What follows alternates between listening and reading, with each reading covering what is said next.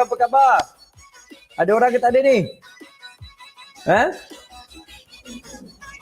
Hello, apa khabar? Tu dia. Hari ni tarian kita.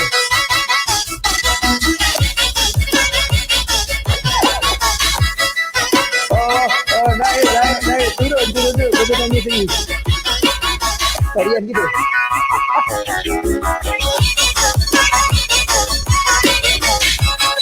Kemana Mela?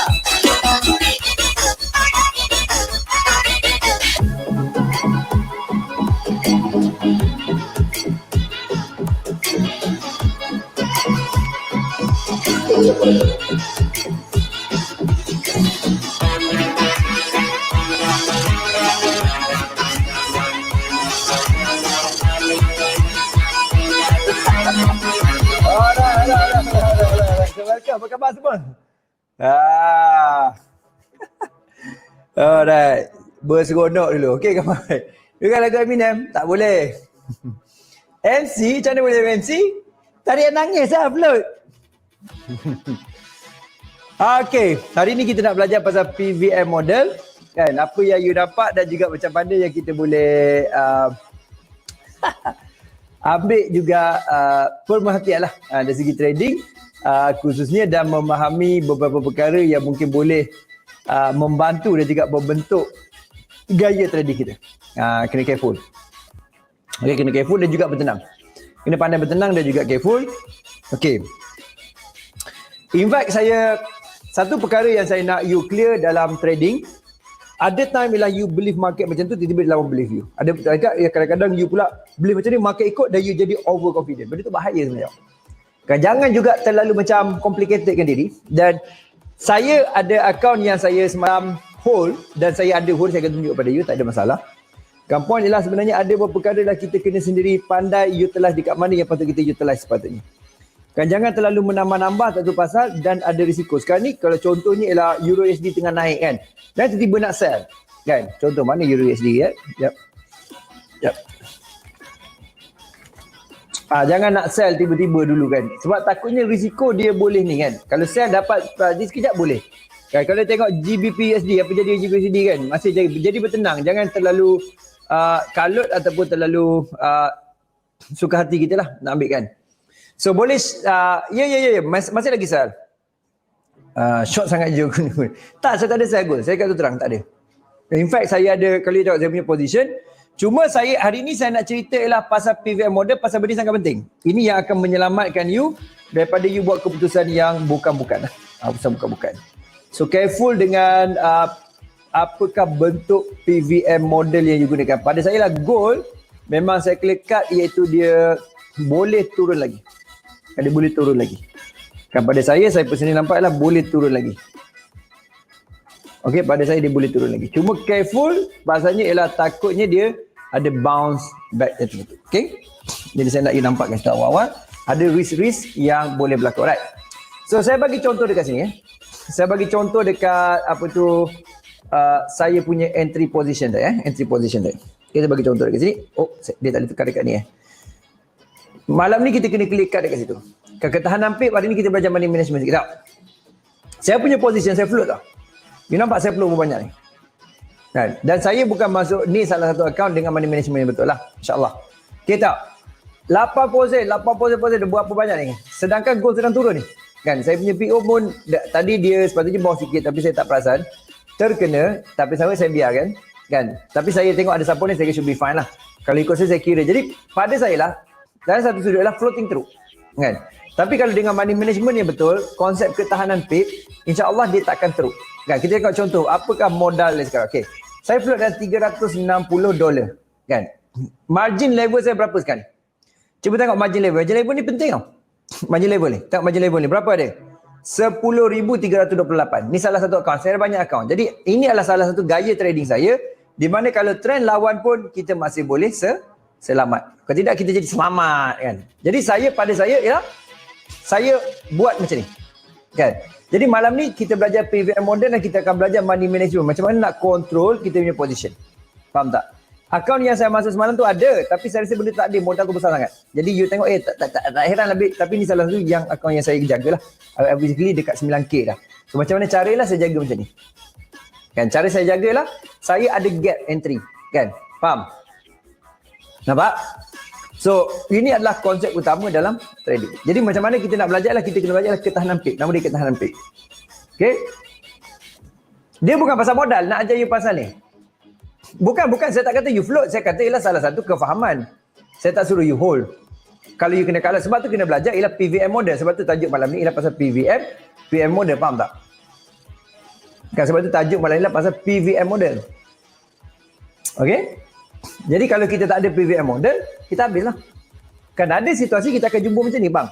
Akan ada. Faham tak? Dia bukan kisah berapa modal. Semua orang ingat modal besar. Tak ada. Ini saya guna money management. Kan, you kena faham konsep money management, faham tak? So malam ni kita akan pergi cover kepada money management. Kan? Tu you kena belajar lah masuk PVM. Nampak sangat tak tengok aku punya evaluasi begini Okay? Jadi bertenang. Kan, pada saya lah saya run PVM model yang sesuai. Kan macam mana kita float nak hold, macam mana ni. Tapi jangan hold tak tentu pasal. Kan? Ada terpaksa cut loss, kita cut loss. Nampak tak? So saya cakap tu terang ialah memang saya ada position buy. Dapat buy saya pun agak solid, tapi pada saat berkat saya float. Normal lah macam ni. Dan mungkin you terpaksa kill. Mungkin. Faham tak? Faham tak apa benda saya nak kongsikan pada you ni? Okay? So jadi sekarang ni saya ambil konsep iaitu saya nak you faham satu perkara. Saya tak ada hold sampai MC lah. Saya ada dipanggil risk tolerance. Ini yang you kena belajar. Kan macam mana you nak exit. Exit tak sahaja profit. Exit adalah juga melibatkan iaitu kalau misalnya exit juga melibatkan dalam macam ni nak exit dalam keadaan yang minimum cut loss atau berapa persen cut loss. You kena learn apa benda macam ni. Nampak tak? Macam mana cara kita ni. Kan? Jadi kita kena tahu dekat mana kita nak cover, dekat mana kita nak ambil dan macam mana kita nak susun atur. So kena faham konsep-konsep yang macam tu. Faham tak? Dan kena pandai lah macam first TSC 1 kan. Mana kita nak hit dan sebagainya. So, ada market yang melawan arah kita. Tapi kita kena tahu macam mana money management yang betul. Jadi masa Hawalan cakap berapa modal. Dia bukan isu modal. Dia isu ialah money management. Dia tidak melibatkan pasal modal. 100 USD ada money management dia. Okay, saya akan ajar you hadis. So hari ni lah fokus kepada macam mana kita nak handle situasi market. Sama juga profit. Kan? Pernah tak you macam merah you hold lama gila, profit you hold sekejap. Pernah tak macam tu? Itu satu isu yang utama. Jadi pada saya it's normal market macam ni. Dan kalau melibatkan gold memang macam ni. Euro USD pun saya buy, make money a lot. Kan? GB make money a lot. GBP AUD saya buy tadi, make money. Lepas tu ada satu pun juga pula float dia jatuh balik. Tak apa, normal lah. Jadi kita kena ada kepandaian dan juga kefahaman macam tu. Jangan kita terlalu iaitu nampak satu sudut je kan. Macam mana nak buat? Okay, macam mana cara dia nak kira? Ini saya nak buka kita punya PowerPoint untuk pengguna modal dan juga PVM. Kan, faham?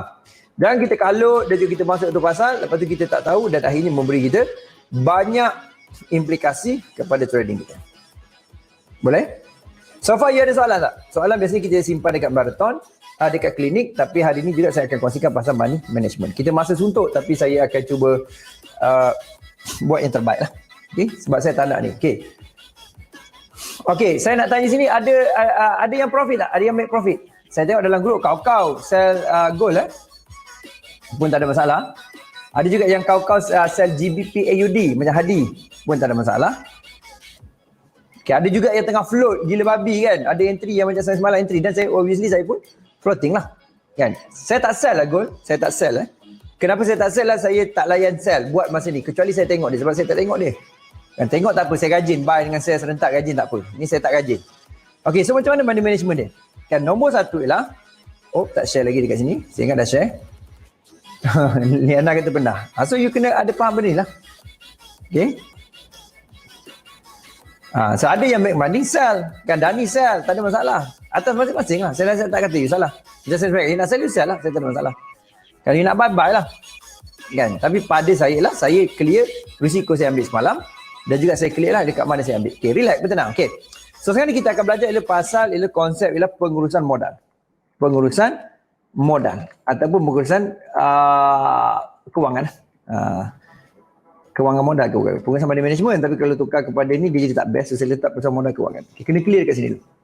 Kan? Jadi saya ada beberapa step utama yang saya gunakan dengan pengurusan modal. Kan ada beberapa step utama yang saya gunakan. Okay, boleh saya teruskan ni? Ada orang yang tak ada? Kena menari dulu. Okay, hari ni belajar foreign marathon. So, bagus kita ada situasi ni. Kita tahu, okay, ni yang hadapi macam mana nak hadapi. Macam mana kita nak kontrol. Macam mana kita nak, adakah kita nak bertahan tu pasal. Jangan macam tu. Risiko pada kita. Okay, so itu antara. Boleh saya teruskan? Okay, boleh saya teruskan? Silakan. Boleh saya teruskan ke?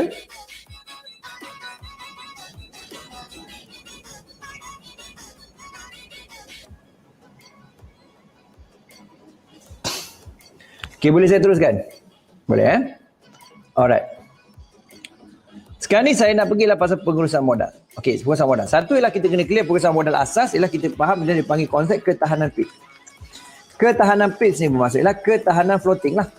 PIPS maksudnya ialah floating sebelum MC, modal habis. Okay, modal licin. So, modal habis. So ini kita tak mau sebab saya bukan orang top up. Kan ada akaun yang 3 minggu lepas saya pernah hold, tapi akaun kecil lah. Very high risk. Kan saya hold, dah profit gila baru 30%, tu akhirnya habis. Kan $100 je pun. Kan tapi tak best lah. Ada. Lepas tu saya tak ada buat lah. Sebab saya tunggu masa-masa sesuai. So ketahanan PIPS floating sebelum MC modal habis bermaksudlah you kena clear ialah lihat pada iaitu sifat pair pasangan mata wang. Kan pasangan mata wang kan lihat pada sifat pasangan mata wang pada time frame pada sela masa pada time frame iaitu weekly. Dan sebab pergerakan weekly ia menunjukkan kan arah biasanya lah purata pergerakan mingguan. Ini biasa purata mingguan. Okay, ini nombor satu kena faham. Lihat pada arah untuk melihat purata mingguan. Okay, faham? Purata mingguan. So ini adalah yang pertama you kena jelas. Okay. So kalau saya bagi contoh kat sini. Okay, saya nak bagi contoh kat sini. Let's say nak ambil pair apa? Nak bagi contoh. Let's say kita bagi contoh. Pair apa? Tak kisah pair apa pun. Kan? Kita nak bagi contoh. Pair apa? Agak-agak.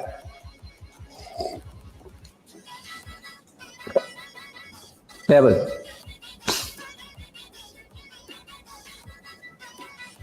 Jerat-jerat test. Hangus coach happening betul. Apa benda? Hello, ada orang tak? Awak masuk login nama saya. Clearkan cache. Clearkan tu. Alright. USD CHF. Okay, kita ambil USD. Tak kisah mana-mana. Ambil gold pun boleh. Nah, kita ambil siapa itu dulu. USD CHF.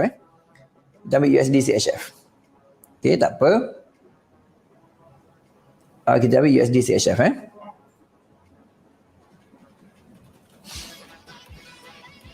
Ya aku kadang-kadang kan walaupun dah bertahun-tahun guna software ni, setiap kali itulah aku nak tekan kat mana aku dah cari. Tak tahu adakah tanda usia ke pun tak faham. Money tadi saya tanya dia dekat Auta lawak gila, dia kata dia hold 40. Saya kata bawa tadi rupanya dia hold floating. Tapi jangan masuk lah tengah-tengah tu, sabar sampai bawah betul baru masuk. Baru sedap cover ni. Okey, sebut kat sini. Pergi kepada pair apa tu? GU ni saya target buy USD ni pun saya target masih lagi buy. Okey, kita pergi pada apa kita ada tadi? USD CHF kan? USD CHF. Okey, USD CHF ni saya target sell. Okey tak? Weekly. Okey, nampak tak jarum-jarum pada weekly ni? Nampak tak jarum-jarum ni? Saya bagi time ni kecil. Saya nak faham, you faham konsep ketahanan PIPS. Sebab ini salah satu saya grow account macam ni. Kan?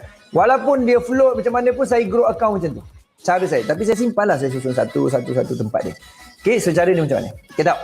Kalau saya tengok kat sini, saya susun. Kita tengok apakah purata dia. Let's say kita ambil purata. Tengok ini paling yang kita nampak depan mata kita paling panjang kan. High dengan low ni, berapa banyak dia boleh turun dengan naik? Berapa banyak pip ni? Saya tak tahu dia nampak tak? Berapa banyak pip agaknya? Yang batang paling panjang. Sepanjang dalam minggu sebelum ni. Berapa? Berapa? Minggu tu punya lah. Berapa? 511 pip kan. Kalau lah kita ambil, jadi kita ambil batang yang satu-satu batang ni. Range dia ialah 500, 300 kan. Kita jangan kira yang panjang dulu, kita tengok kat sini. Daripada atas high dengan low 400. So maksudnya kita boleh kata USD CHF ni bermaksud ialah dia berlaku sebenarnya 500 pip secara purata. Boleh kata yang lain tu kecil-kecil lah sekali lah. Faham tak? Maknanya kalau you lebih pada Mani tunggu bawah. Strategi saya tunggu ke bawah.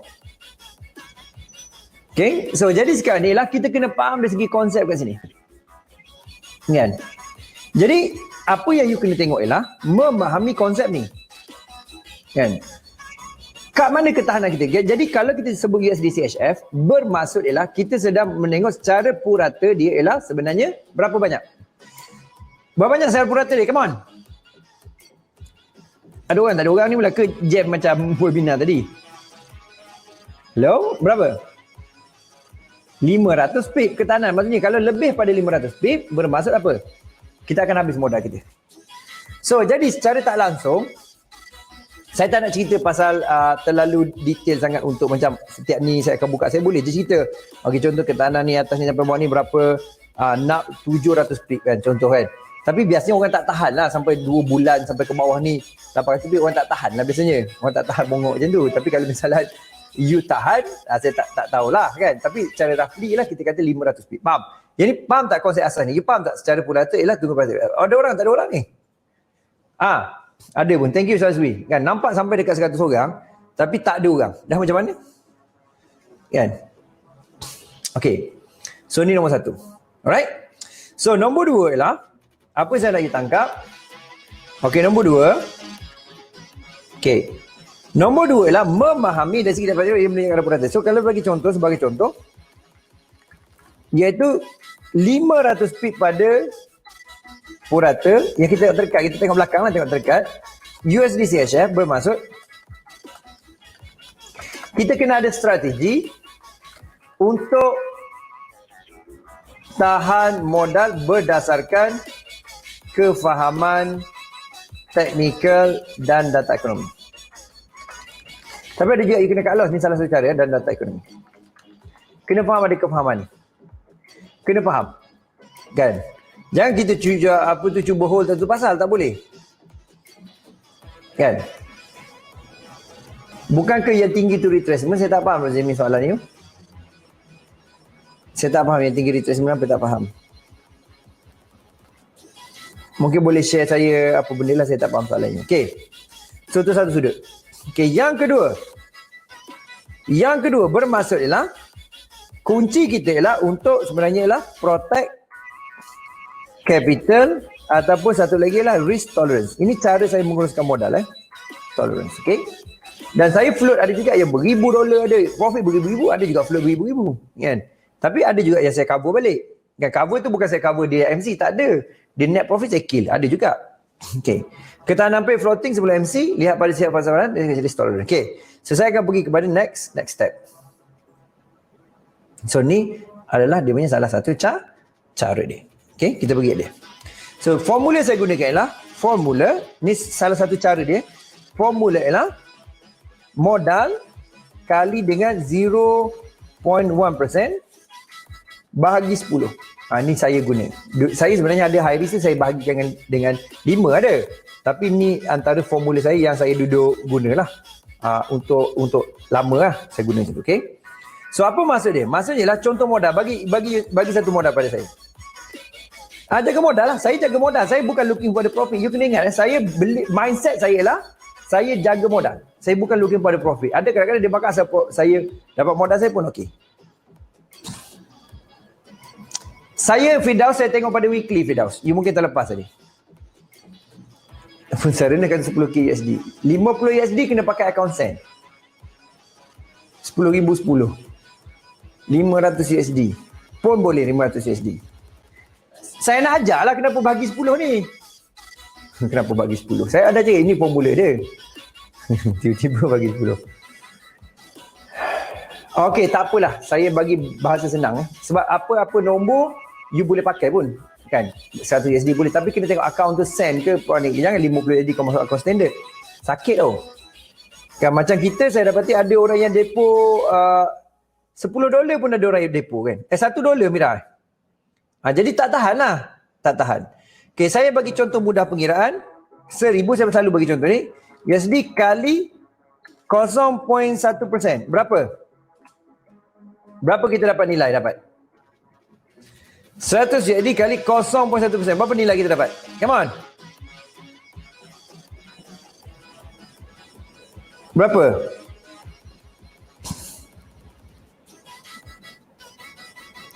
Okay.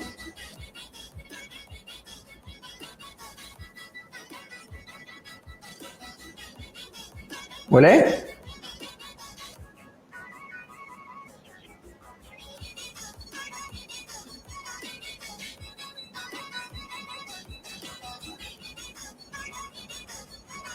Tak, 0.1% kali, cuba you kali dengan calculator.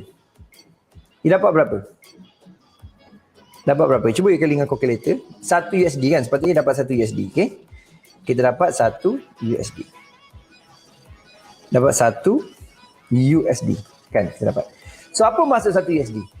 Bermaksud, 1 USD sekarang ni bermaksud,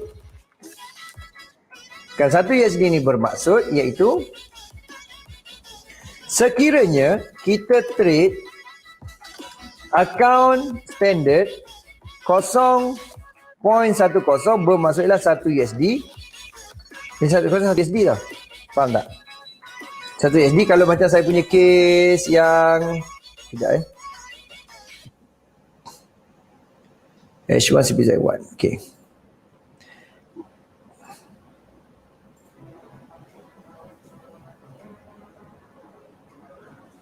Okay. Kalau macam case saya punya apa tu akaun tadi, kalau kejap mana ni? Okay. Kalau case saya punya akaun tadi, contoh kat sini case akaun tadi, mana ni? Okay, kejap. Kalau case akaun tadi, saya menggunakan 0.08 untuk akaun standard. Bermaksud berapa? Bermaksud berapa? 0.08. Maksud berapa? Kat bawah saya tadi ialah saya buat SLTP kan. Lepas tu dia tertutup dah. Saya buy tadi kan. Saya nak buy balik. Tunggu bawah lagi. Okay. Dapat berapa? Jadi maksud saya guna 0.08. Pasalnya tengok saya punya sekarang ni akaun ni dah grow. Obviously dah grow. Akaun ni memang saya make money kalau you nampak Macam last week saja pun $863 akaun ni. Dan ada juga yang kill. Kan ada. Yang saya kill sebagainya kan ada. Biasalah kill $30 kan. Tapi saya make dalam $860 minggu lepas. Kan, jadi kalau setakat nak kill $300 ni selamba badak dah saya kan. Tak ada masalah saya ada 500 profit. Tapi saya nak cerita formula yang sama. Okay. So jadi sekarang ni. Kenapa saya masuk 80 sen? Pasalnya saya hari tu ada modal saya 8K. Bukan modal profit dah lah. Daripada akaun ni kecil asalnya. Tapi dah lama kan makan tahun. Jadi besar lah. Makan bulan. Okay. Jadi formula yang sama. Saya masuk lot yang sama. Saya masuk satu. Tapi saya tunggu dekat entry tu nampak buy. Satu. Lepas tu saya akan tunggu bawah lagi untuk buy. Tadi dah kena SL saya. Buy saya tadi dah kena SLTP. Tak apa. Dapat 2-3 pick pun tak apa. Turun bawah lagi. Tunggu di bawah lagi. Okay. So point saya lah sekarang ni iaitu memahami penggunaan dia. Kan memahami penggunaan dia. Okay? Alright? Tak, saya tunjuk you benda yang real lah. Saya bukan nak tipu, bukan nak tunjuk benda yang tak betul. Saya tunjuk benda yang betul. Okay? So dalam sekarang ni, 1 USD bermaksud sekarang ni kita trade account standard 10 USD bermaksud 1 USD. Jadi kalau saya dah 8K, saya akan guna apa? Kalau saya 10K, berapa? Saya guna 1 USD. Tapi kenapa saya pecah ni? So ada yang tanya saya, lepas tu bahagikan dengan 10. Okay, kenapa bahagi 10? Kenapa bahagi 10? Kenapa bagi 10 agak-agak? Why? Saya je bantai je. Kenapa dia bagi 10? Buyung acah je tu. Acah miskin. Bagi 10. Cuba you bahagi 10.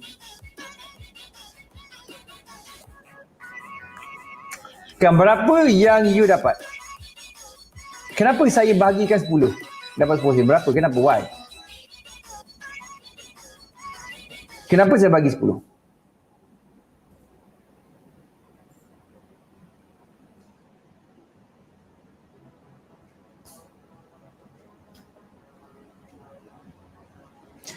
Kenapa saya bagi 10? Sebab ada 10 kali entry untuk layer, faham tak? Jadi saya tak masuk $1 terus. Macam modal saya dia dah ada 8K, 80 sen lah. Saya tak masuk. 10 kali entry. Supaya banyak lagi peluang trade. Dan risiko saya lebih rendah. Walaupun saya guna modal besar. Lot tu jadi besar. Faham? Okey. Jadi saya tak langsung, saya memecahkan dia lah kerana sebab saya nak ada lapis posisi. Layer lah. Lapisan posisi dan risiko kurang. Faham tak? Lepas tu ada yang kata bodoh pada saya lah. 1000 USD pakai 10 sen. Itu satu post lah. Tunggulah post yang lain. Faham tak? So, kenapa ada? Sebab, kenapa saya ada macam tu? Saya bagi contoh. Kenapa? Kita balik pada basic kita. Okay, saya bagi pair lain lah. Sekejap saya tukar ni dulu. Katalah saya ambil dollar cat lah. Dollar cat sebab dollar cat ni tengah sell. Dollar cat ni tengah sell. Saya target dia sell dollar cat So, kita tukar dollar cat Okay, kita tukar dollar cat. Saya target dollar cat sebab minyak menguat, USD melemah, dollar cat sell lah. Itu je kerja saya. Okay. So, tengok kat sini. Jadi, kita tengok kat sini. Let's say ni kita cerita pasal pengurusan satu pair. Saya akan lebih banyak money management dalam YouTube lepas ni. So, satu ialah saya nak you clear. Let's say saya tengok H4 ni sell kan. Ataupun saya nak sell di, katalah saya sell di H4. Okay, katalah saya sell kat sini. Kalau ikut disiplin, you jangan sell terus walaupun nak terjun. Tapi nampak gaya ni memang nak terjun lah. Cuma dia nak squeeze, so tunggu daily punya entry lah. Okay, katalah saya sell di H4 sekarang. Okay, dalam satu time frame, berapa tempat sell kita ada? Balik pada basic. Berapa tempat sell kita ada? Balik pada basic. Kenapa? Katalah saya ada 1000 USD, berapa persen? Okay. Okay.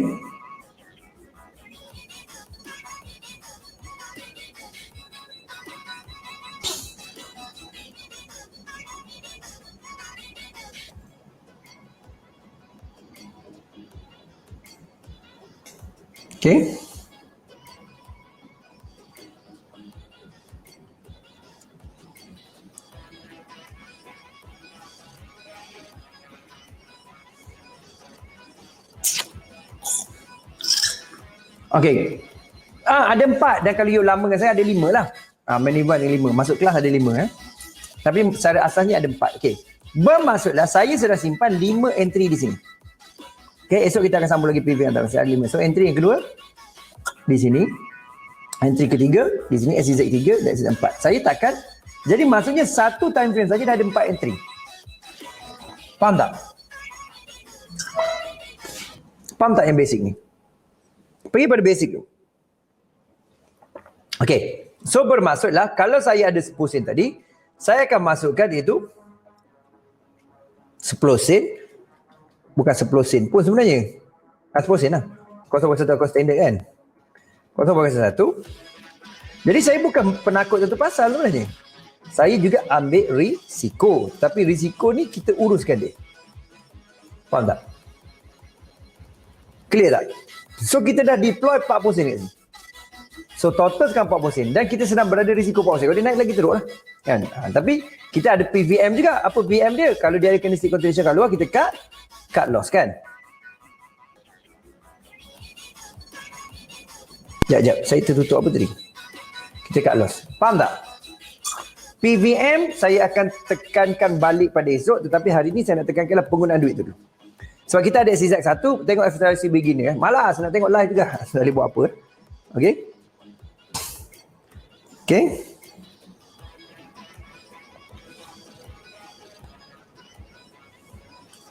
Boleh? Jangan malas-malas. Relax, bertenang.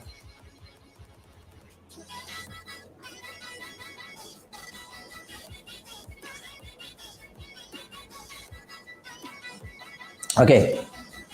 So jadi bermaksudlah kalau dia naik tu dia ada risiko saya cut loss lah. Tapi kalau misalnya saya ikut time frame besar, apa saya buat ialah saya satu sudut ialah satu time frame kecil, saya screenshot dulu. Okay, saya screenshot dulu.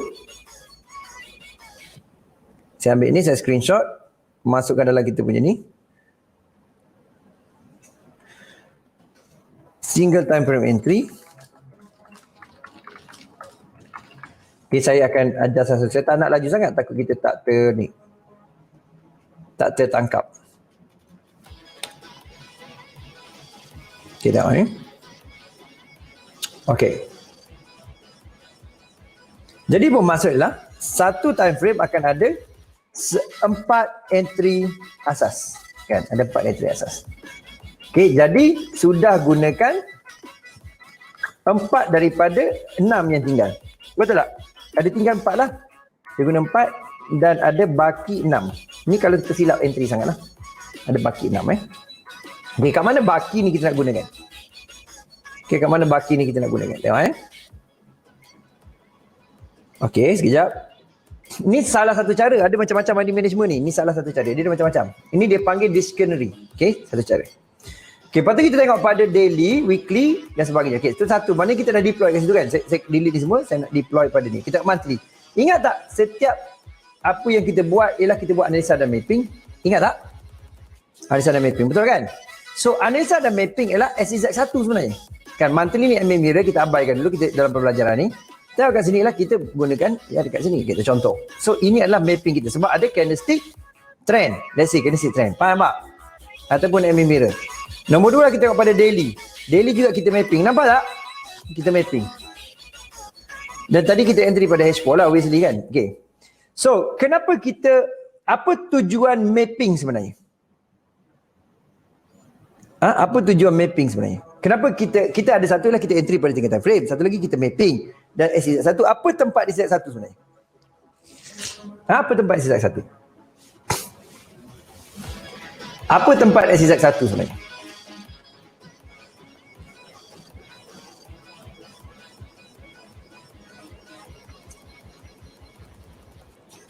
Okey, apa tempat di SZ1?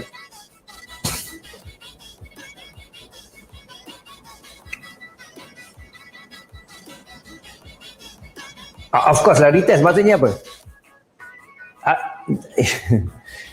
MA mirror, MA berlawanan tu satu hal lah. Banyak yang confuse. Entry, Sparta, entry. Okay, very good. Ada yang jawab dia. Saya risau nak risau ni. Sebab saya dah skip syllabus basic sangat saya beri kat sini. So mungkin ada yang terlepas pandang. Lepas tu tak tengok pula FW, basic, W. Sebab entry lah. Okay. Jadi bermaksud, kalau kita tambah di multi time frame ni, bermaksudlah kita juga ada entry di multi time frame, betul tak? Bermaksudlah kita juga ada entry. So maksudnya di sini ada satu entry. Kalau you nampak ni konsep kita belajar semakin satu entry, faham tak? Dan di sini satu entry lagi. So kita dah pakai bullet yang berlainan sekali. Faham tak? Kita dah makin guna lebih bullet. Kalau kita nak hold kat sini, kita tak stop loss. Katalah kita tak cut loss, dia naik. Lepas tu kita ada entry lagi satu lah. Ataupun kita dah cut loss, baru kita entry balik kat sini. So simpan peluru tu untuk seterusnya. Jadi sebab tu saya bahagikan dengan 10 sebenarnya. Ada balance lagi lah. Terutamanya kalau you termasuk pada H1, lagi masak lah. Kan contoh dekat H1. Kan you entry 1. Kan lepas tu you entry 2. Kan lepas tu tengok time frame besar. H4. Kan. Okay dah sama tak apa. Ni tempat you entry lagi ni. Masalah dia ni. So you dah tambah 1, 2, 3. Ni obviously ada 4. Kan. Lepas tu 5. Boleh tak? Lepas tu mana lagi? Ni kawasan dia. Lepas tu ni ada lagi tunggu. Tapi kenapa kita buat macam ni? Ialah satulah kena faham konsep dia. Contoh ialah bila kenaikan ni, satulah kita mungkin net profit ataupun kita kena risk tolerance. Saya rasa saya berhenti kat situ sebab saya rasa terlalu detail yang ni. Okay, kalau tidak dia akan pergi terlalu mendalam. Dan takut tak faham. So ini penggunaan yang basic dia. Cuma kita kena ada PVM model di mana kalau dia kena start loss, cut loss. Kalau kena profit, profit. Faham tak? So dalam kes ni gold. Okay, nampak gold Gold ni kalau ikutkan dia punya perkiraan ialah dia dah keluar zone cut loss saya. Nampak tak? Saya ada entry kan? Ada entry buy. Dia dah keluar zone cut loss saya. Tapi saya tak guna PVM cut loss kat situ. Jadi apa saya buatlah, saya tunggu di time frame yang lebih besar untuk entry dan saya baru trigger satu entry baru kat sini. Baru je kena trigger satu entry baru dekat area sini. Di area BL kat sini. Baru je trigger. Tadi terkena SLTP, tak apa, saya tak buy kalut-kalut lah, saya nak cerita. Jadi saya menggunakan konsep kat sini. Faham tak? H1 kena seek continuation lagi. Saya tahu masih lagi set. Tapi saya tahu inilah entry pada ni. Jadi saya always respect bigger time frame. Jadi bila saya always respect bigger time frame, saya akan ada entry sebenarnya. Untuk entry kat situ. Jadi walaupun you nampak okay, bapak lot besar, dia bukan lot besar sebenarnya. Money management. Tapi saya coach modal 50 USD. Guna consent. Faham tak? Ini saya tak entry lagi sebab obviously tak ada clear entry pada H1, H4. Tak ada entry. At least M15. Tak ada entry lagi. Saya nak buat macam mana? Takkan saya nak entry buy sebenarnya. Scalping boleh lah kecil-kecil. Ada soalan tak bab ni? Saya memang dah tambah tadi kena SLTP saya. Tak apa, biar dulu lah. Tapi kalau nak start buy, nak tinggal pun boleh. Cuma H1, H4 tak ada entry lagi. Kita seolah-olah mengejar akar ataupun pucuk. Faham tak? Jadi, back to basic. Jadi, pada saya ialah, dapat net pun saya boleh kill. Naik tu kan. Daripada bawah tu naik je net saya kill. Tak apa. Sen boleh trade. Sebab tu saya kata bukan Holland tiba-tiba masuk tadi, oh aku buat banyak tu. Bukan isu akaun bang. Bukan isu akaun. Ini saya bagi contoh goal lah. Situasi yang saya buat semalam. Bukan isu akaun. Isunya sekarang sebagai contoh. Saya bagi contoh Jangan salah faham dulu. Okay, bagi contoh Saya bagi contoh sekejap.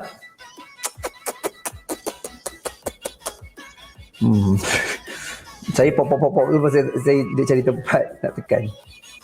Okey, kat sini. Kita contoh. Kita aplikasikan pada akaun kecil.